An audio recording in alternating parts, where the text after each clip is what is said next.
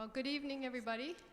Thank you for coming. It's a beautiful night and maybe one of our last nice nights of the season, so we really appreciate you coming. My name is Barb Ferguson. I'm the president of the League of Women Voters of the Holland area. I welcome you to tonight's candidate forum. We're proud to have this opportunity for voters in Saugatuck to learn more about the individuals who are running for City Council. The League of Women Voters is a strictly nonpartisan organization that encourages informed and active participation in government. The League never supports or opposes individual candidates. We do take stands on issues that we've studied.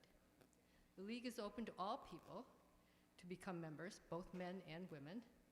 And for more information about the League, you can check our website, lwvholland.org. One of the League's most important goals is to assist voters in making informed choices at the polls. Therefore, we bring you tonight's program. We have 3 candidates running for City Council with us tonight: Holly Anderson, Russ Gardner, and Logan White. A 4th candidate, Garnett Lewis, has withdrawn her candidacy. The following is a statement that she has sent to us. Vicki and I have always wanted a bit more room so we could host family and friends. Rather than actively looking, we were waiting for the right opportunity to present itself.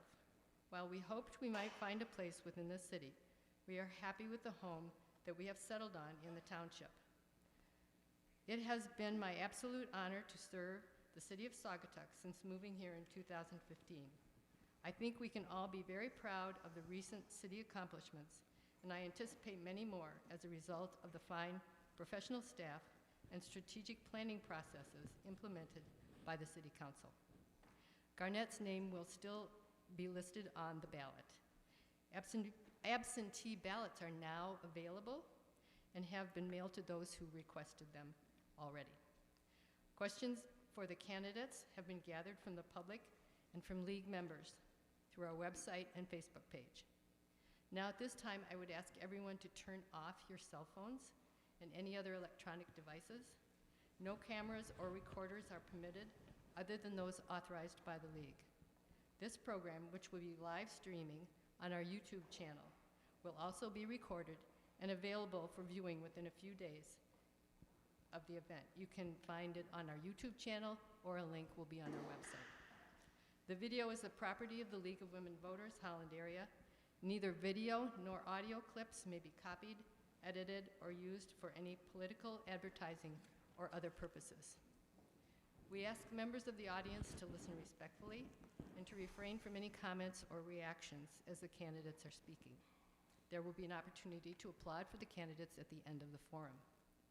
Our moderator for this evening's forum is League member and past president Paula Lewison. Paula will outline the format, review the rules, and lead tonight's forum. Paula? Thank you. Good evening. The format for the forum has been established by the League of Women Voters, Holland area, and was received and reviewed by the candidates prior to the forum. Each candidate will have the opportunity to make opening statements not to exceed 2 minutes. Candidates will speak in alphabetical order first and rotate order thereafter. The timekeeper, Claudia Berry, will hold up a card, demonstrate please, to indicate 30 seconds remaining, and the card indicating stop when the time has expired. When the time is up, the candidate may finish only that sentence, and if you have the answer before your time is up, that's fine too. The League of Women Voters Holland area provides this forum as an opportunity for candidates to express their views related to their candidacy. Statements expressed by the candidates are not endorsed nor opposed by the League. Also, the League of Women Voters does not certify any candidates' responses to the questions as accurate. Voters are encouraged to fact-check information shared at the forum. Following their opening statements, all candidates will be answering written questions submitted by the public and League members. Candidates may not make personal attacks or comments about other candidates. Such attempts will be cut short. As moderator, I manage the forum and reserve the right to close discussion on a question. Each candidate will have up to 1 minute to answer the questions. We will rotate the first person to answer the question, and at the end, each candidate will have an opportunity to make 2-minute closing statements in reverse order of the opening statements. All questions will be directed to all candidates. No questions will be directed to individual candidates. We will begin with the candidates' opening statements, and each candidate will have 2 minutes to present this. Holly. Thank you, Paula, and thank you for attending and for those who are watching online and to the League for sponsoring this forum. I've lived in Saugatuck for 5 years now, and I retired 2 years ago. And since then, I've had an opportunity to get involved in the local community, serving on the board of the Saugatuck Dunes Coastal Alliance, serving on Saugatuck's Planning Commission, and most recently serving as chair of the Short-Term Rental Task Force. These experiences led me to a deeper appreciation of the importance of local government and the role of City Council. Saugatuck is a great place, and I really love it here. And I want to do what I can to sustain the qualities that make us who we are: our natural resources, neighborhoods with neighbors, a vibrant tourism economy, and a talented, committed city staff. And I think those are closely linked. People visit and spend money here because it's beautiful, because we're a small town with great local businesses and residents. And there's no question that short-term rentals are an important part of our tourism economy. We need short-term rentals. But neighborhoods with neighbors are also important. And as the number of short-term rentals in my neighborhood has doubled to 27%, the neighborhood has changed. And it's not just the noise and trash and issues that we can address through better regulations and enforcement. I miss having neighbors. And I've heard that from a lot of people, especially those on the Hill, where 1 in every 3 houses now is a short-term rental. I believe that's too many. And I think that now's the time to cap the number of short-term rentals in our residential neighborhoods on the Hill and west of the river at 20%, grandfathering all current licenses and renewals, but not issuing new licenses until we're below the cap. This has worked in both Charlevoix and Suttons Bay. I can provide more detail in the Q&A, and I've left a Q&A actually on a table there with more information. But I believe that over time, this approach can revitalize our neighborhoods while sustaining strong tourism. Thank you, Holly. Russ? Good evening. I'm Russ Gardner. I'm a current, can everybody hear me? Can you hear me okay? I'm a current member of the Saugatuck City Council and council representative to the Planning Commission. Tonight, I'm before you with immense gratitude and appreciation. First and foremost, I want to extend my thanks to the League of Women Voters and my fellow candidates. I also want to thank my family for their enduring support and keeping me humble.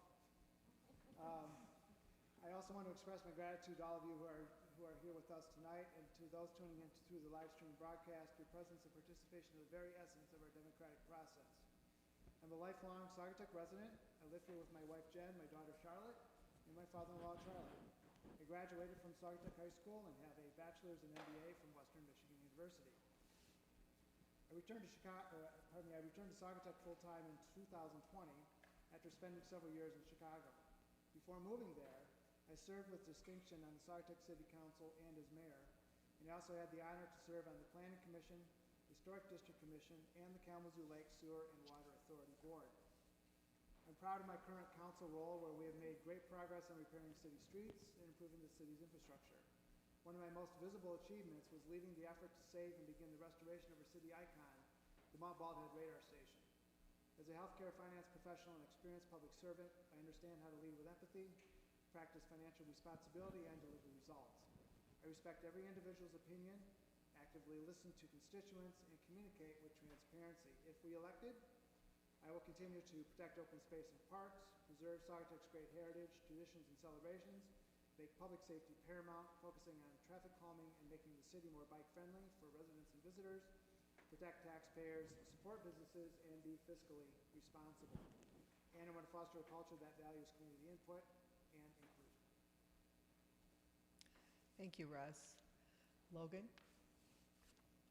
Hello, I'm Logan White, and I'm really excited that you're here. Thank you for coming out tonight. I just want to briefly talk about who I am, what I think makes me a good fit for council, and what I think is important for Saugatuck right now. A little about me, I live on Lower Steer down by the Star of Saugatuck with my wife Maria and our two golden retrievers, Fern and Fozzie. We've been there about 8 years now. I love to canoe, and I'm trying to bring a film festival back to Saugatuck. I think a lot of us remember the waterfront. I miss that thing. So the Saugatuck Film Fest is in our second year this November, and I work in marketing for a local ice cream manufacturer. One other fun fact is I don't know everything. What I do know is that I'm a curious, hardworking, and I'm also extremely passionate about this town. I'm new to government in general, but I am not new to Saugatuck. While I mostly grew up here and my family has been here since the 50s, I only bring it up as evidence that this town is extremely important to me. But I think this place is really important to people that aren't from here too. And I really don't want there to be a divide between those two groups. Independent of where we're from, we all choose to live here now, and that's what's really important. We choose to live here not because it's convenient, but because it's a really special place. And a lot of extremely hardworking, passionate, and creative community leaders throughout our town's history have built something incredible here, piece by piece. And I want to help carry forward that into the future. There are challenges ahead for Saugatuck and challenges right now, and I'm certain we'll be addressing those together tonight. But I just want to say that what I think is important for us to remember is that we're on the same team. And I think that we can do it. I'm excited about the possibility of serving on council, and also I'm a huge fan of the candidates that are here with me tonight. Thank you, Logan. The first question will go to Russ, and that question is, let me know when you're ready, Russ. There's another mic. You want the other mic? Yeah, my light's on. Forth with it. Thank you. The first question is, a city council seat is traditionally nonpartisan. Some think that partisanship has crept into our local races. Is this a fair statement? What would you do to address that? By city charter, the council is a nonpartisan body.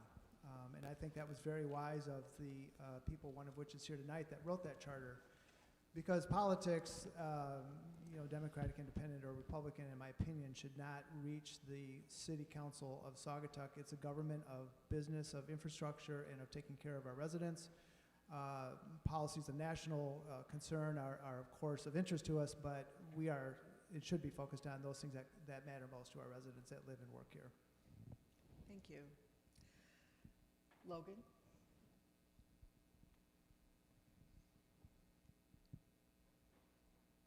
I think it's fair to have that concern. I think we've seen political ideology fall into a lot of places we wouldn't expect to see it these days. I haven't seen a lot of that locally. I do think some of the core issues that tend to divide people that identify with those two camps are present here, especially right now. But fortunately, I haven't seen, too much partisanship in that capacity. Yeah. Thank you. Logan? Holly?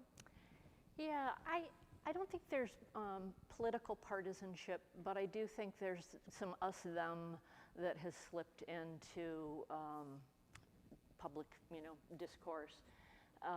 And, whether it's old guard, new guard, you can call it whatever, but there's definitely, I think, more division than is healthy. And as I have been running for office, I've spent a lot of time very intentionally reaching out to people who kind of might represent those different groups, because I just want to listen and learn and hear from them. And I'm hoping and appreciate hearing Russ' emphasis on listening, that if we can really hold each other accountable to reaching out, to listening, to collaborating, there's really no reason why we can't advance, Saugatuck, because that's what everybody I've talked to really cares about. Thank you. The next question, we'll start with Logan. If someone came to you with a proposal to build a new piece of public infrastructure, road, bridge, whatever, how would you evaluate whether that project was worth implementing? Please choose the number one infrastructure issue facing Saugatuck in your answer, just so that you have an example.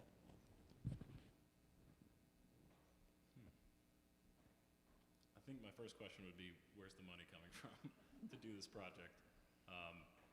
And then after that, trying to figure out who would benefit from it and how large the impact would be. I think one of the issues that I'm curious about, which isn't particularly exciting, but it is something that needs to be addressed, is our lead pipes in the water system right now. That's going to be a huge problem that we have to face soon. That one I think would be pretty easy for people to get behind. So try to look at the impact there. Thank you. Holly? Yeah, I would start with the packet of information, the business case, including sort of the financial ramifications as well as the project as a whole. I'll take Butler Street infrastructure. At some point, a council's going to have to shepherd that through, and it will be a huge project. Talking to city staff, obviously, but I would call up Mark Becken too. I mean, he probably knows every pipe in town and has 44 years of experience in that area, so I would definitely pick his brain, and then others who would bring their perspective, both historically, but how you manage something like this. Also looking at other cities. I mean, I've learned a lot in the short-term rental from talking to other communities, Charlevoix, Sutton's Bay, to see what has worked and not worked for them. And so just reaching out, gathering information, and then collaborating with other council members and staff. Thank you, Holly. Russ? The city operates on we operate on a strategic vision, which at this point in the city is not well defined in my opinion. But when it comes to infrastructure projects, the capital improvement project is the key document that we work from to decide where the priorities are.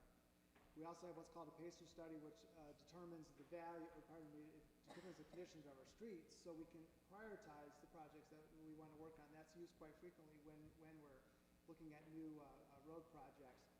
The lead pipe replacement is a major issue and is something that the city is now working on. We've engaged a company out of Chicago who's doing a study for us to be able to evaluate what the cost is going to be, and it's going to result in some increases in our taxes, or pardon me, our bills for our water, to make sure that the infrastructure is replaced appropriately.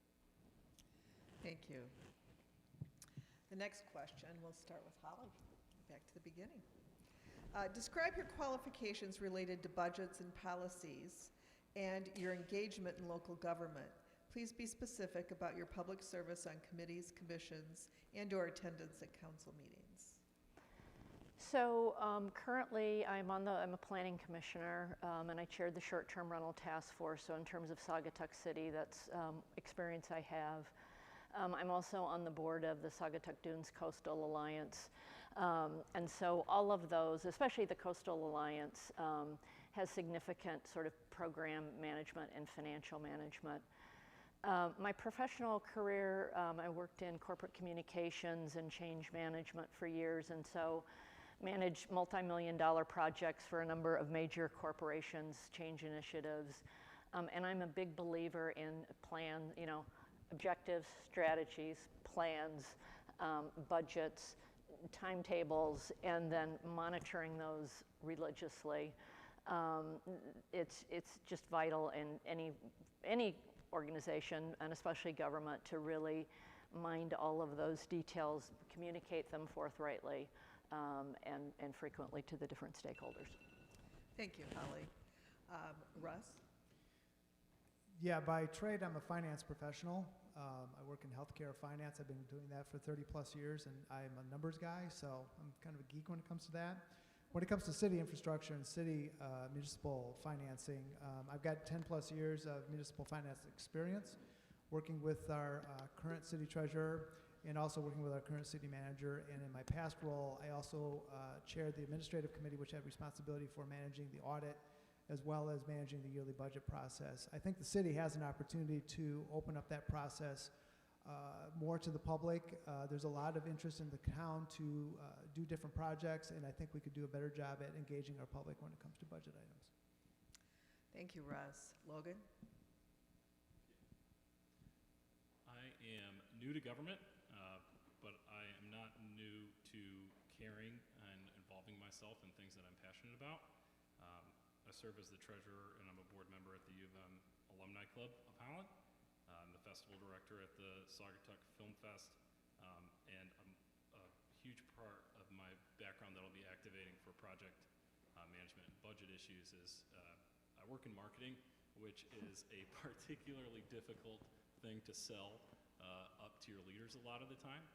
So I'm very hawkish on ROI, on making sure that things are buttoned up and defensible, and I think that's going to help. Thank you. Next question, we'll start with Russ, and it is, what is your position about putting in place short-term rental regulations and enforcement? Saugatuck has always been a community of what I grew up as calling vacation rentals. It was very common for people to rent rooms in their homes and rent out garages and coach houses. So that's been a practice in Saugatuck for as long as I can remember. I'm a full supporter of allowing people to rent their properties as short-term rentals, but there's an opportunity for the city to better enforce the codes that we have in place. I think, and I've had an opportunity to read the preliminary report that was released by the Short-Term Rental Task Force, and there's some great information in there. And I like to keep things simple. Let's make this a safe, fun place for people to come visit, as well as to maximize people's use of their property when they choose to do so. Thank you, Russ. Logan? Can you repeat the question? Sure. Please? What What is your position about putting in place short-term rental regulations and enforcement? Yes. At Lower Spear, I'm surrounded by short-term rentals. I know that's something that everybody's very concerned about. I agree that we should update our policies. They're pretty outdated. I don't think when they were originally written that they were prepared for the volume that they would see. So there's some easy wins, some low-hanging fruit there. I do have to speak out against caps. I think that there's a much better way that we can do that. I think that like Russ was saying, there are some nuances to what happens in those situations, and I wouldn't want to take rights away from property owners there. At the same time, something needs to be done, and I'm a big fan of policies that look a little softer, like requiring people to own their properties for a certain amount of years before being able to rent them out, or possibly looking at something like that. I think that there are some places that caps could be an issue, but it's definitely something that needs to be addressed. Thank you. Holly? So I've spent a lot of time on short-term rentals, being part of the task force. We talk a lot about the rights of people to rent their homes, and I agree. I mean, Saugatuck has a long history of this, and we need short-term rentals. We need vacationers to stay here.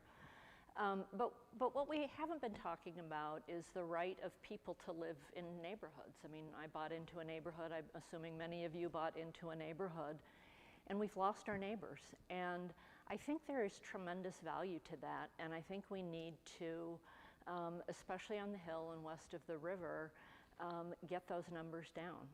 And it's becoming an economic issue for people who want to sell their homes. The only people who are buying homes in some areas are investors to buy short-term rentals. It's not people who want to move here and live. And so I do think we need to do limited caps in residential areas. Thank you, Holly. The next question, we'll start with Logan, and it is, besides infrastructure issues and short-term rental regulations, what do you see as the top issue facing the city? How have you, and then coupled with that, how have you engaged the city hall or residents to address this or any other issues recently? Great question. I think that the biggest issue right now that I see from my perspective, I'm coming at this from a very long-term perspective. I love this town. I think that one of the reasons that people drive by other lakeshore towns to come here is that we have a very beautiful and relatively undeveloped riverfront, and I can sort of see, I think it's pretty clear that we see a lot of people being interested in changing that, and I would like to make sure that the character of Saugatuck remains. that's a long-term fight. That's something that we're going to have to do constantly, and you only have to slip one time for something like that to go away. How I've involved myself is I've been going to the Planning Commission meetings on occasion to when I see a project that I disagree with, and becoming familiar with those channels and processes, and I'm a huge fan of that sort of work. Thank you, Logan. Holly? Amen to what Logan just said. I think our environment is, the natural beauty, the river mouth, the dunes. We have to do everything we can to protect and preserve those. There's no plan B. And as a member of the Coastal Alliance Board, I've been working to stop the marina, which would do, it would do harm that we can't undo. I think, protecting the water from development, or, managing any development that happens along the waterfront, trying to get the boardwalk extended so that people can enjoy it more. Even, seeing if we can extend our recycling programs. Are there ways to get some composting in? Can we involve restaurants to help them with composting? Making sure the trees we plant are native to Michigan so that we're, creating a more eco-friendly habitat. So I think that in our neighborhoods are what drive our tourism economy. Thank you, Holly. Russ? Yes, is this microphone working? Great. I hate having the microphone.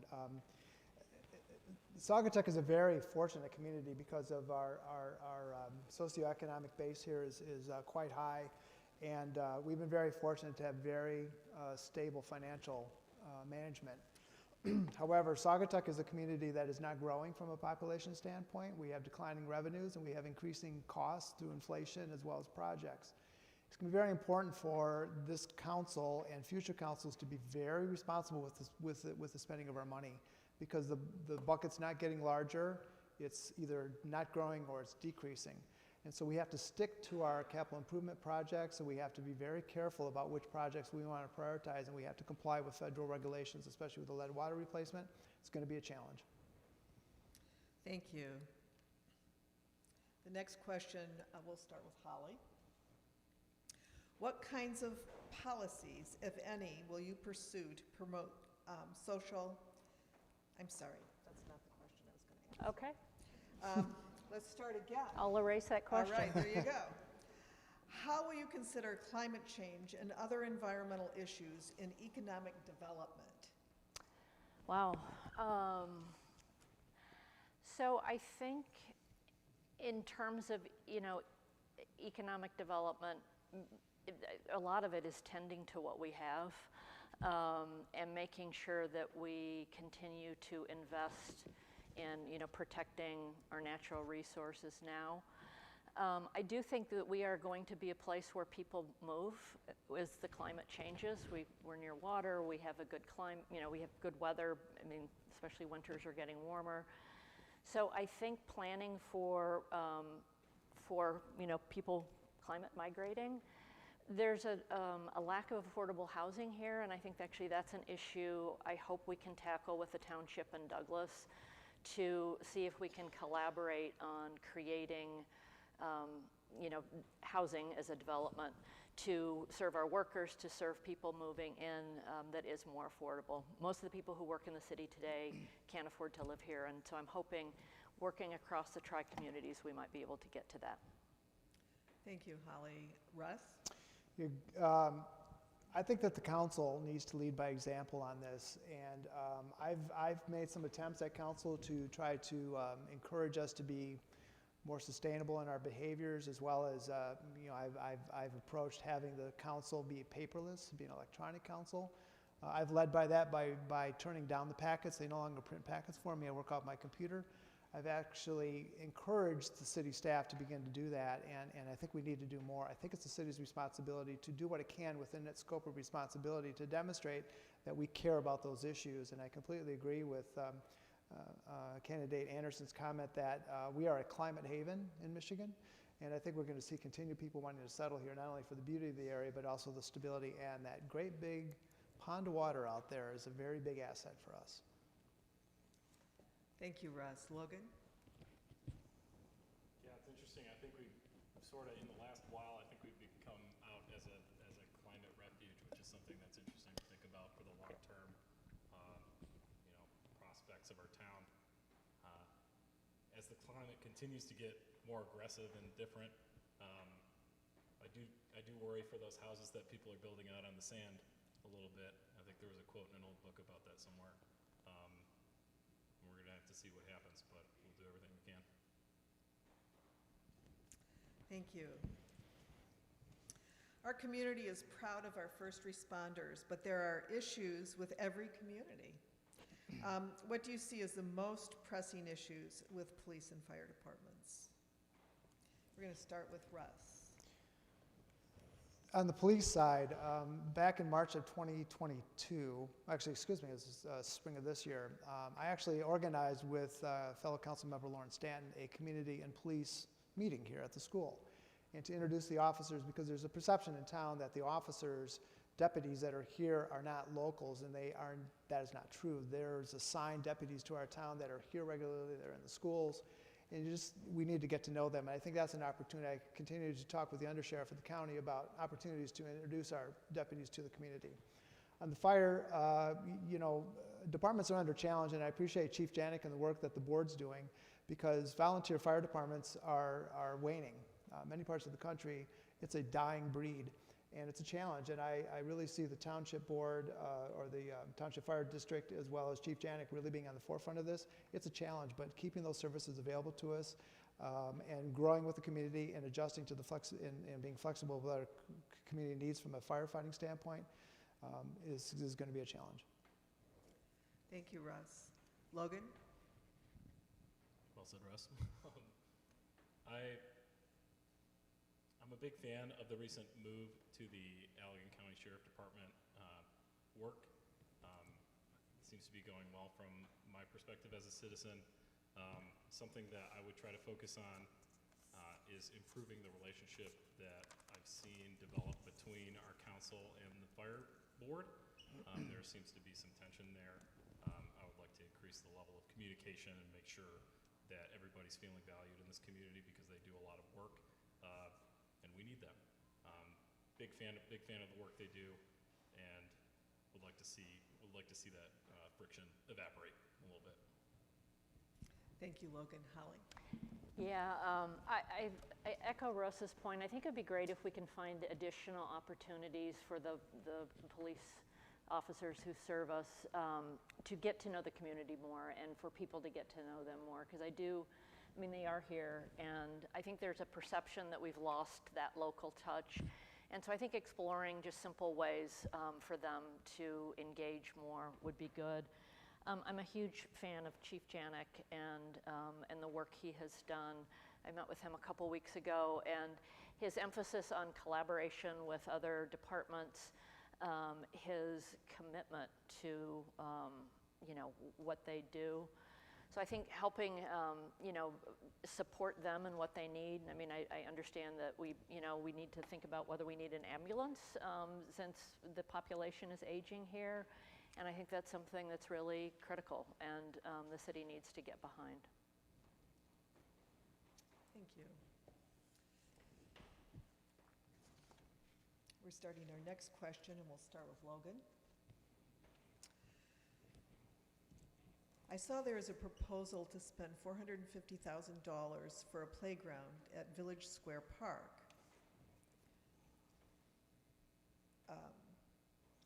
Near Bald Head Park. One at Bald Head Park is a higher priority, or if you could address that issue on parks and the spending and how you would organize that spending. Great.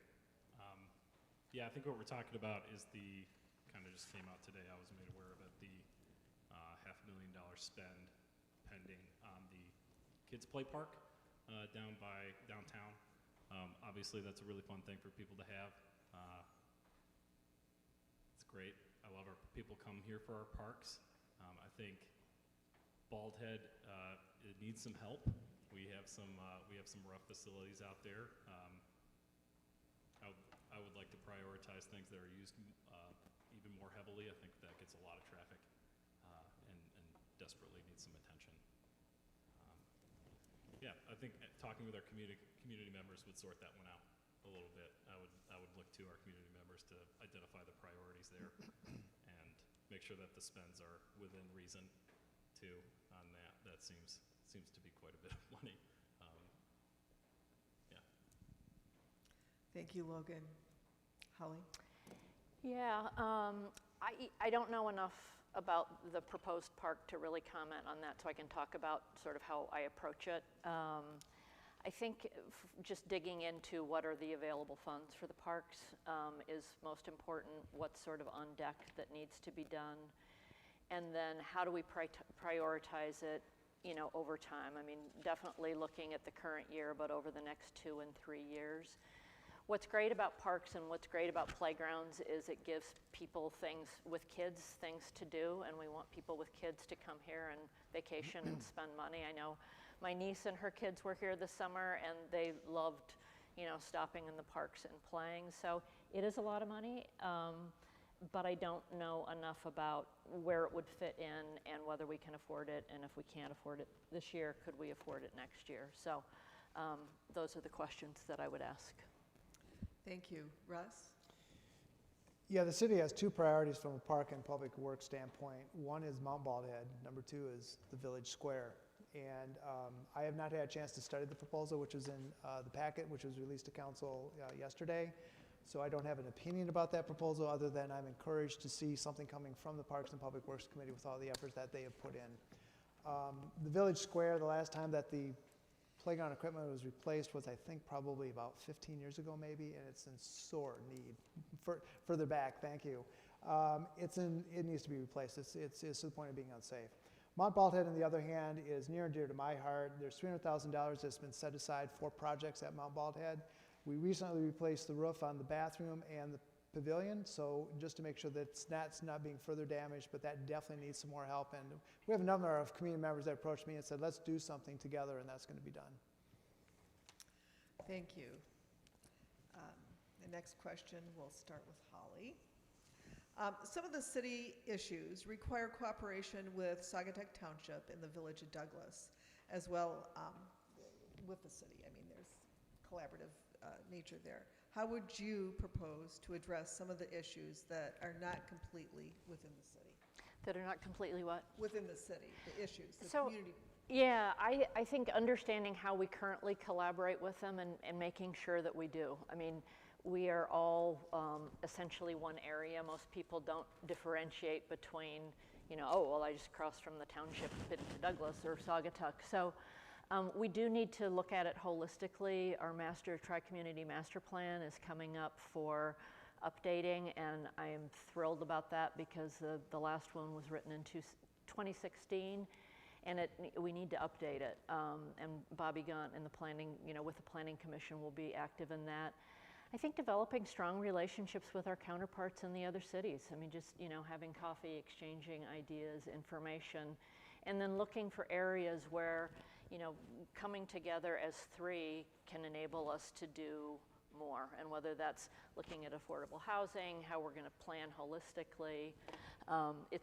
You know, the fire department, I think, shows what collaboration can do. So anything we can do, we can do. Thank you, Holly. Russ?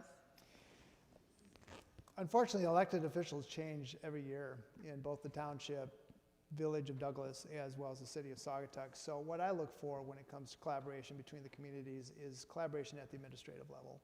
That's the manager's township supervisor getting together on a regular basis to talk about issues and topics of concern and interest to the 3 communities, because I've been always of the opinion, as goes Douglas, so goes Saugatuck, as goes this township, goes Saugatuck. We're all interrelated. The tri-community plan is a good example of how that can be done collectively. I also think that there needs to be an active effort to talk more often between the communities.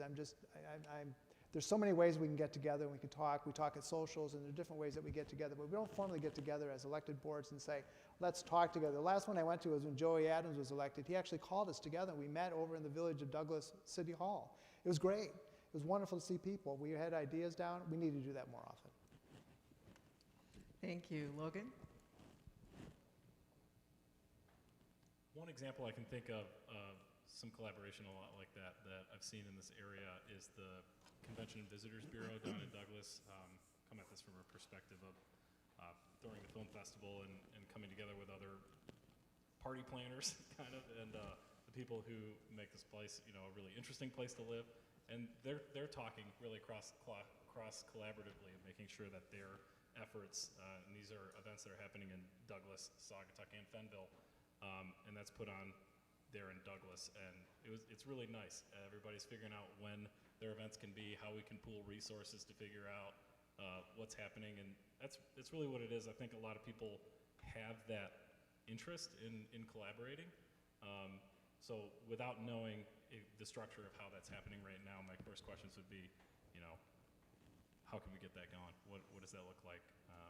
What is the structure of that? What's a good example of areas that, what are other examples in Michigan of cities that are working closely together?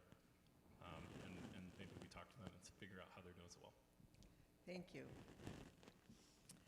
The next question is, do you support free beach passes for Saugatuck residents? Is it my turn? And we are going to start with Rob. There we go. Big smile on my face because I support that idea. As a matter of fact, I've had several former council members that approached me about that idea, and it was brought up to council earlier this summer. And we talked with our treasurer, Peter Stanislawski, who's been with the city about 17 years, and there was some discussion around what the impact of giving free beach passes to people would look like. And I'm not completely changed my mind because I still think it's a great idea. But there's some financial reasons why it would maybe not make sense, and I don't want to go into the details because I'll bore everybody, but it's definitely something that I'm interested in talking about further because I think it's an easy thing, and I support free beach passes, and we'll have to see if we can get council to do it. And we've got Logan. Free beach passes would be amazing. I love that idea. I don't know how feasible it is. I would love to see, you know, I would love to counter with, you know, a compromise of maybe being able to buy a second beach pass at the discounted rate. I know we've probably all had that frustration. And Oval Beach is amazing. We're really lucky to have that. And so if it costs $20 to go there for the whole summer, I'm willing to pay it. But maybe a second beach pass would be cool too. Thank you, Logan. Holly. I don't support that because one, it incentivizes people to drive, and I would rather actually focus on if we can get more people to take the interurban. But actually, even more important, I would rather use the money we would spend on that on like the playground. I mean, I think it would be fun, but people who live here can pay the $20 for a parking pass, and I think we could invest that money in things that would have longer lasting impact. Thank you, Holly. The next question will start with Logan. A strong Saugatuck is good for its schools, and strong schools are good for Saugatuck. Can council do anything to help maintain and strengthen its relationship with its schools?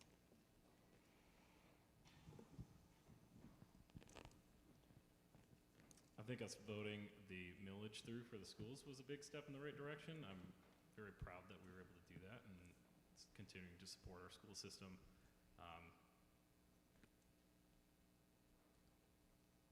I'm not going to add a whole lot of value to that. I don't know what I can do there.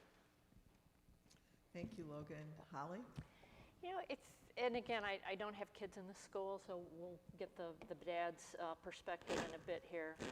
I think we have a pretty good relationship with the schools. I mean, I think they've gotten good funding from the city. I think a lot of community residents are very active in supporting, whether it's, you know, staffing athletic events or, you know, parking, you know, the parking lot. So, you know, that's an area where I have more opportunity to learn. Thank you, Holly. Russ? I don't have a lot of time to talk on this one because I could talk all night. My dad's a retired school teacher. I went to school here. My daughter goes to school here. She's a junior, Charlotte. So I'm a big supporter of the schools. I always vote yes on bond issues. However, The last bond issue, I had a conversation with a school board member because I thought they could have done better, and there were some changes made, not as a direct result of me, but that's a way that we can partner better, is just make sure our voice is heard. Because everybody's trying to do the right thing, and we need to put our voice out there when we disagree and find ways to do it better. Volunteer for events, that's an absolute must. There's a lot of people that, as was mentioned, volunteer for events, and the city also supports the school by allowing the use of the city lot to raise money for classes and for sporting clubs and so forth. So, Thank you. The next question will start with Holly. Saugatuck is a city that continues to grow and change. Are you interested in attracting more residents and businesses to Saugatuck? How would you do this? Well, yes, I am. Actually, our population has been shrinking, so I'm very much interested in that. And you know, housing is an issue. And again, that's why I'm so passionate about tackling short-term rentals and getting some neighbors back into the neighborhood so we have people moving in. I know some people think we've already sort of lost the hill and that we aren't going to have kids playing in yards, but I haven't given up on that yet. I think you know, just finding ways for people to afford homes, and if we can look into, are there incentives, or can we look at some of our, you know, like the firefighters and the police workers, are there ways we can find subsidies or incentives to help get people to move in here? There's a lot of work to be done. It's not easy to solve that, but yes, we need to get people to live here. Thank you, Holly. Russ? Saugatuck is challenged because it's geographically confined. We don't have much buildable properties. As a matter of fact, there's houses going up in lots that when I was growing up, I'm like, how in the world is anybody ever going to build there? And they do. But something that I've seen in the community, and especially as I've gone around and met people and talked about my reelection, there's a number of people, and some of them are here tonight, that actually rent their properties long-term to people who work in town. And that should be encouraged, and that should be celebrated, because they're making a choice to not short-term rental, which they could easily do, and they're attracting people to be able to live and work here. And I just think that's something that there's quite a bit out there that I don't think we even know about. Challenging affordable housing is a difficult issue.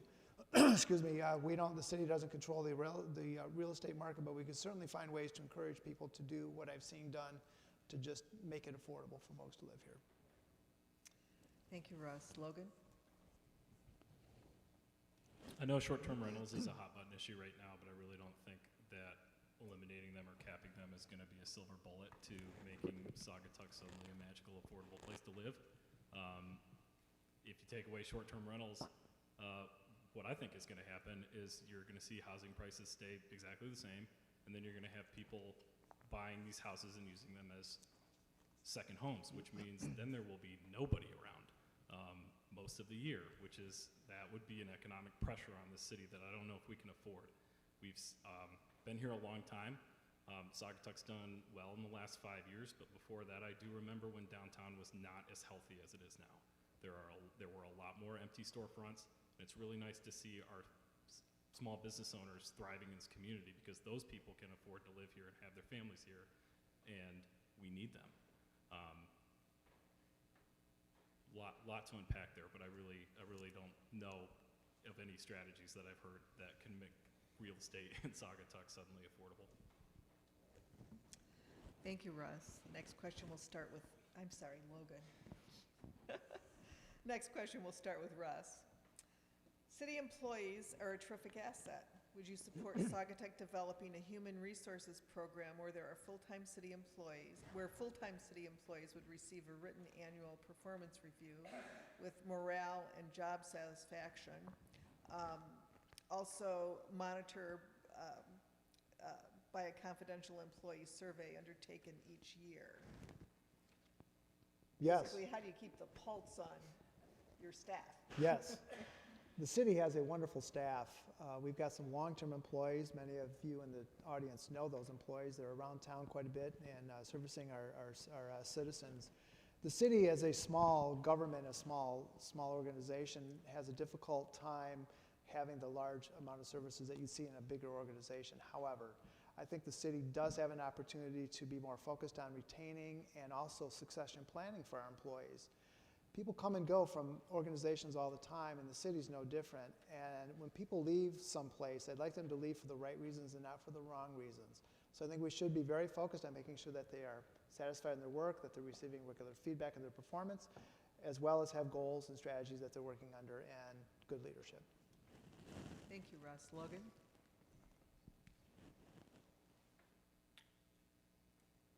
I think it's really important to provide feedback to our city staff.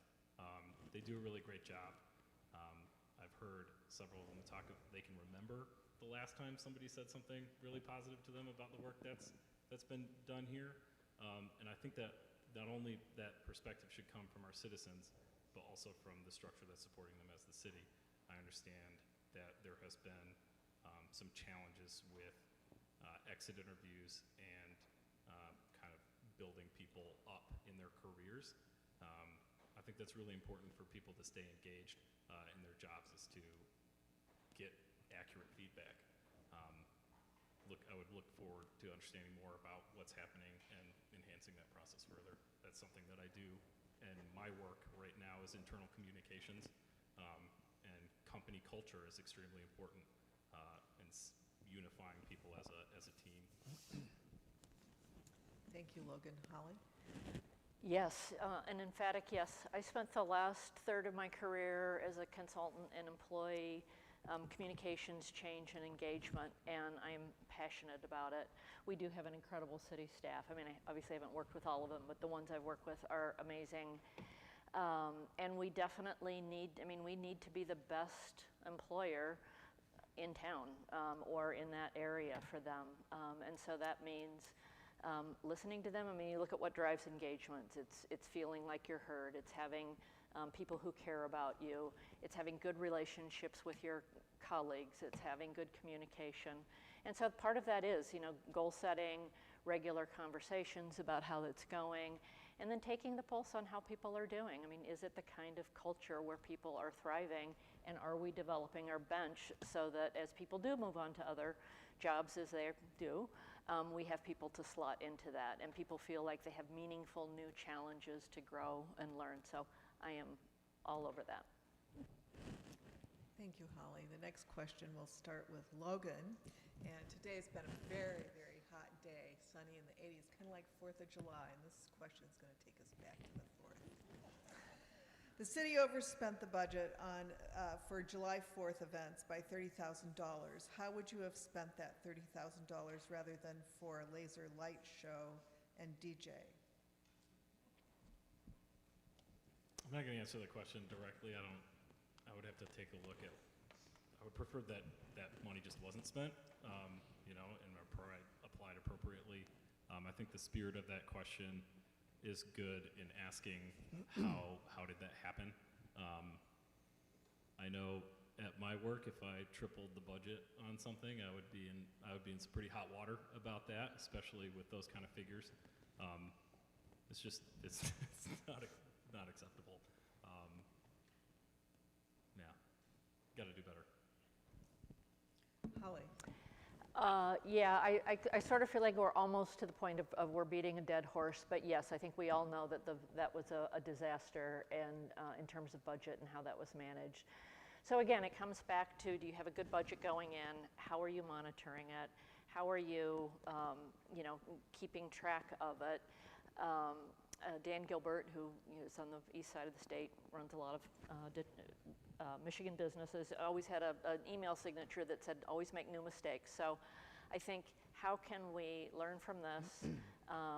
And part of it is, I don't know why, the city is planning parties. I mean, it seems like there is a better way for parties to happen than, we just shouldn't be in the party planning business. There's plenty of other things for us to do. So that would be one way. And that's sort of a gotcha question. Who knows where that $30,000 should go? Maybe to the playground. So I'm going to throw all that money to the playground. Thank you, Holly. Russ? The 4th of July was an interesting experience. The city should not be in the event planning business, period. It's not part of the municipal responsibility. I would have put that money into Bald Head bathrooms, which need help, and some new stairs over at Bald Head, as well as maybe some new improvements to the stairwell itself. It's very easy to find ways to spend $30,000 in the city on projects that would be of impact and visibility to our visitors and our residents. Thank you. The next question regards legal expenses, and we're going to start with Holly. The city now has an attorney from Lansing physically present at every city council, board, and commission meeting, even if there are no legal issues on the agenda. Do you think this approximately $5,000 a month expenditure is a good use of taxpayer money? I think we need legal representation at City Council and planning, because often there are issues where we call upon the lawyers to weigh in, and I think it's actually more efficient in the long run, and this comes as a former consultant, to have people in meetings where they need to be involved in sort of the day-to-day of what that body does, rather than to catch them up later. That's not a particularly efficient way. Now, I don't think we need 2 lawyers at meetings, and I think there are a lot of commissions that don't need any lawyers. But I think it's not a yes or no question. It's a let's look at how they're being deployed now. Does that make sense? You don't want to have blank checks for people, but you also, this is a very litigious world we're in right now, and if having a lawyer at council or planning keeps us from a lawsuit, and many of the meetings I'm at, they're attending by Zoom, not driving over from Lansing, so. Thank you. Russ? That's $60,000 a year, and that number, that $5,000 a month, was calculated by our city treasurer, so the number's solid. I proposed to council back in June or July a review of our legal policy, legal services policy. That was soundly rejected by council 5-2.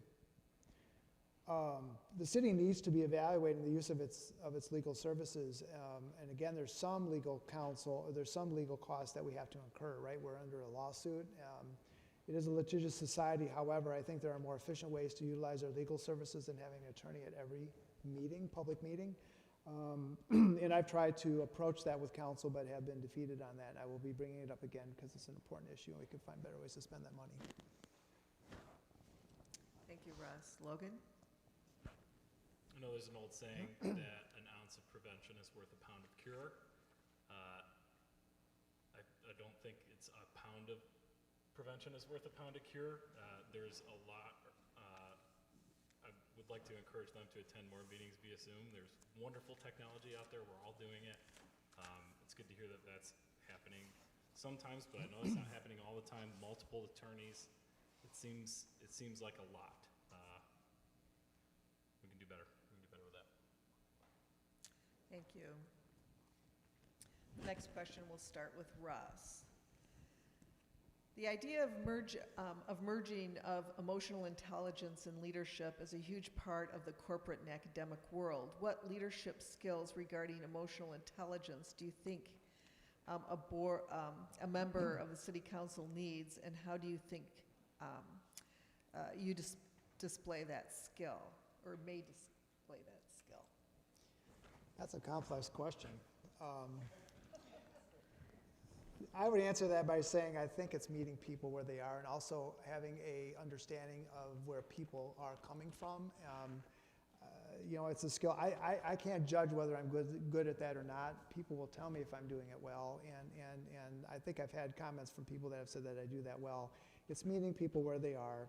It's also having some situational awareness of my town, and listening to people, because not everybody agrees. I hear opinions all over the board. But ultimately, what I have to do is say to myself, as a council member and an elected representative, I represent every opinion in town, and I have to distill that in by listening to people and meeting them where they are. Thank you. Holly?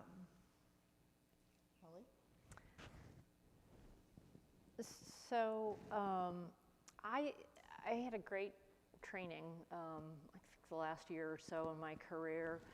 And it was a diversity and inclusion training, and the woman who was teaching it said, You know, whenever you're in a meeting, look around and see if everybody feels like, you know, they belong and that they're heard. And I think emotional intelligence or good leadership, it's listening, it's being aware of, you know, people and whether they do feel like they belong and whether they're heard. I mean, I think that's pretty much what we all want as humans. I mean, you know, we want to be loved, we want to be belong, and we want to be listened to. And I think if we can practice that in all areas of our lives, actually a lot of the divisiveness and vitriol we're saying would kind of just, the air would go out of that and we could just be together. Thank you. Next question will start with Logan. Oh, did I miss you? I like the theme of listening. I think as elected officials at this level, that's an incredibly important skill. You know, there's not many skills more important than being able to take different groups of people and listen to them and come up with a solution that makes everyone happy. And a lot of times it's not easy or always even possible. In my career, I found that that's one of my better skills is joining different groups of people helping people recognize that we're all going for the same outcome, essentially, right? We just all have different reactions, we have different perspectives, we have different things, like Russ said, where recognizing where people come from, where they're coming from, and their path to getting to that goal that we're all searching for is different for people. And helping people realize that we're working towards the same goal I think is a really important part of leadership. Thank you. You're going to start the next question too. If elected, what 3 steps would you take to put Saugatuck on a firmer financial footing? I don't have a 3-step plan right now for that. Firmer financial footing. I'd like to see us, this is too easy, but you know, not blowing large sums of money on 4th of July. I know that's probably just not the biggest issue either, but continuing to make sure that through sustainability and you know, still making exciting things happen here and making sure people want to be here, making sure this community still has people in its homes, whether they're there for a few days or you know, forever. Making sure that people are still able to come here, that we have attractive offerings, and that it's a wonderful place to both live and visit. Thank you, Logan. Holly? Yeah, I don't have a 3-point plan either, and I don't know that I know enough about our current finances to give an intelligent, a concrete answer.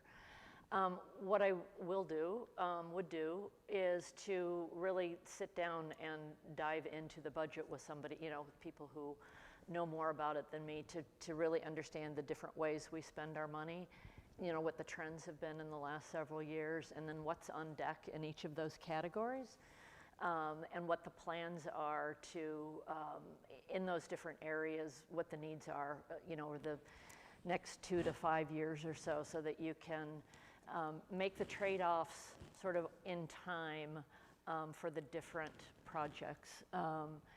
And then also find ways to better communicate how we're doing, you know, how we're making those decisions, and then what those decisions are, and then how we're doing against it. Thank you, Holly. Russ? The city charter actually has a requirement that the city manager present to the council and the community on a quarterly basis the performance of the city from a revenue and expense standpoint. That's something we've asked the city manager to begin doing, and that's coming. That's one way to bring visibility to it, as well as to help council members understand what the performance of the city looks like. Two is better controls. We had some issues around 4th of July, which we've talked a little bit about tonight. The city council has a responsibility to manage that with the council, or with the treasurer and with the city manager. And 3 is really probably the most important aspect of it, and that's making sure we are sticking closely to our budget, which we develop every year. We also have that in conjunction with the capital improvement plan, and making sure that we are spending our money where we plan to spend it. Things come out of the blue occasionally, but we really need to be careful that we're not spending money on things that are not within our scope and our plan. Thank you, Russ. So that question was pretty precise and surgical regarding finances. So now the next question is kind of fun. It's fantasy. If the city received $1 million grant for use in the city in any way, what would you do with it and why? And we're going to start with you, Holly. Oh, gosh. Truthfully, I have no idea. I think you look at some of the, you have to look at the nice to have projects. I mean, probably, you save some for a rainy day. You do something fun, maybe it's the beach passes, or, and then allocate it strategically based on the general needs of the city. It's easier to answer that question for my own life, I will tell you that for the city. So ask me that afterwards and I'll let you know. Thank you, Holly. Russ? For a city that has an annual $3.3 million budget, $1 million is a substantial amount of money. But $1 million doesn't go very far in the public infrastructure. That would go very quickly. I would take a look at the capital improvement plan. I would also put money investment in Mount Baldhead. That is a true treasure, and there are several projects over there that could use some immediate help. And then I would talk with our superintendent of DPW and our city clerk, and I'd ask them, where do they think they would have some immediate needs that we could spend some quick money? Thank you. Logan? A down payment on a new parking structure. It's not, it's not the most exciting thing, but I don't know how we're going to afford something like that otherwise. But it would be really nice. Parking is a huge issue, we all know. I see people get into all sorts of terrifying social situations over parking spots, and I would like to help alleviate some of that stress. Thank you. We're now going to go to one last question that came in. Lots of talk about making Saugatuck family friendly. What specifically is your vision? In other words, what would you do to make this happen? And the person who's going to start us off is Russ. Things immediately come to mind. The playground, which is in play right now, no pun intended. And also, too, a passion of mine, I'm a cyclist. For many of you that have not seen me, I ride around town quite a bit on my bike, and I see the town from a different perspective. But what I see, and stopping and talking with people that live on busy roads, particularly Holland and Lake, is that people that are visiting our community are frequently coming in here on bikes with kids. The city does not have a safe environment for people to travel into town and out of town. We should be working on bringing people into town on their bikes, not around town. So I'm going to be actively working with my fellow council members on a project to make Holland and Lake Street more safer for cyclists to come in and visit with their kids and learn how to bike etiquette and so forth. It's a passion of mine. Thank you, Russ. Logan? On a similar note, but more pedestrian, there are some areas in town that don't have great sidewalks, particularly Park Street. I don't know how we're going to get that done, but that is a dangerous thing that happens in the summer. I'm just nervous about that all the time. I'd like to see us do a better job of keeping forms of traffic distinct from each other, whether it's bikes or sidewalks. Also, just a shout out to the Saugatuck Center for the Arts. They do a lot of wonderful kids programming. It's an incredible organization, and maybe seeing some ways we can further amplify their efforts. I know we shouldn't be in the business of party planning, but maybe just increasing the cooperation between the government and that organization. Thank you. Holly? Yeah, I totally agree on parks and bikes and walking. People, with kids love to do that. I think it'd also be fun to, working with the CVB or local businesses, can we package some things that get families to bring kids here? So, with its, classes at the SCA, something with the Oval Beach, but package weekends or long weekends with kid-friendly stuff along with stuff for adults. Thank you, Holly. I think we've come to the end because we're almost out of time.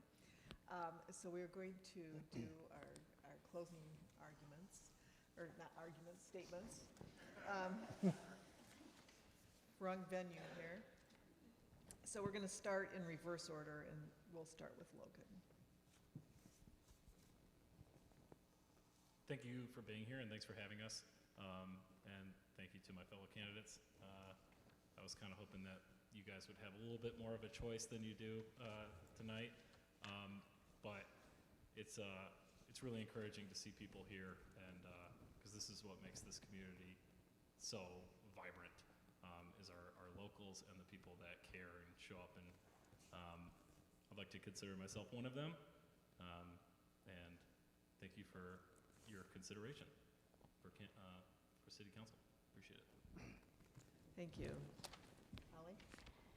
Yeah, you know, I'm gonna talk more about short-term rentals because I'm, as you can tell, passionate about it, and Jane is probably cringing as she hears me begin that, but just because she suggested I not harp on it completely, but I'm going to.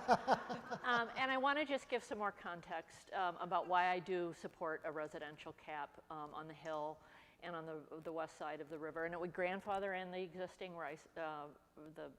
licenses.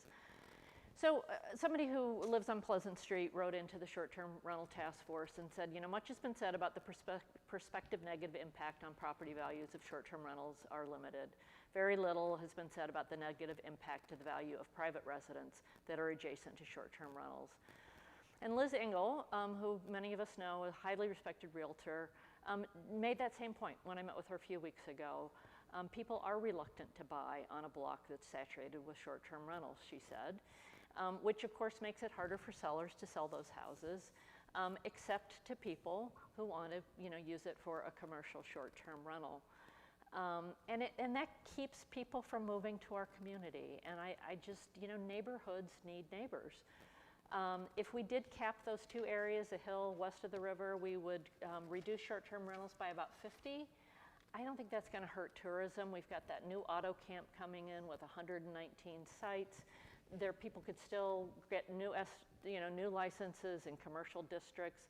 So I think, you know, that's a pretty safe way to go about it. It's working in Charlevoix and Sutton's Bay. It hasn't changed property values, and it's working well, so I think we can learn from them. 2 former mayors have told me that they wish that they had addressed short-term rentals when they were on council, and I'm afraid if we kick the can down the road again, we're going to lose 2 of our most prized assets, which are our neighbors and our neighborhoods. So that's my pitch. I will be working for that on council. Thanks again for being here, to Russ and to Logan and to the League. Thank you. Russ? I'm really encouraged by what I've heard tonight from Holly and from Logan. I look forward to serving with them on council, assuming everything plays out as we expect. My family's been here since the 1880s, and I bet if I was to be able to ask one of my ancestors what town looked like back then and what it looks like today, they'd be like, holy cow, I don't recognize this place. But the similarities remain the same. The beauty of the place, the people are what make Saugatuck. The beauty of the town is always going to be there, but it's the people. I love the people. I've been serving my hometown in different ways throughout my entire life, and my commitment to Saugatuck remains unwavering.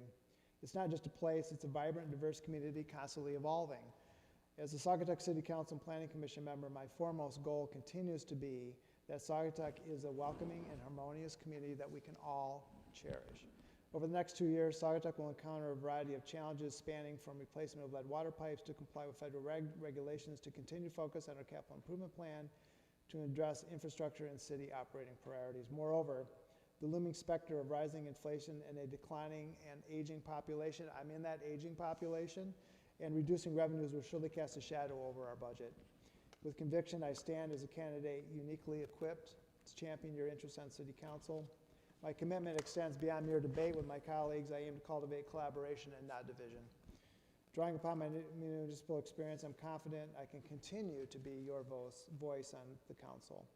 As election day draws near, whether you choose to vote by mail, participate in early voting, or cast your ballot in person on the big day, I respectfully seek your support, and I kindly urge you to keep Russ Gardner in mind as you check your ballots and you vote. Thank you. Thank you, Russ. And now's the time the audience should applaud all their work. Thank you. We also want to thank all the forum officials, our timer, Tina Pollock, for communicating with everybody and making these arrangements. For everybody who attended and those who didn't, who submitted questions online or in person tonight, thank you. It's part of our conversation and part of our democracy, so thank you. I'm Thank going you. to turn the mic back to our league president, Barb Ferguson.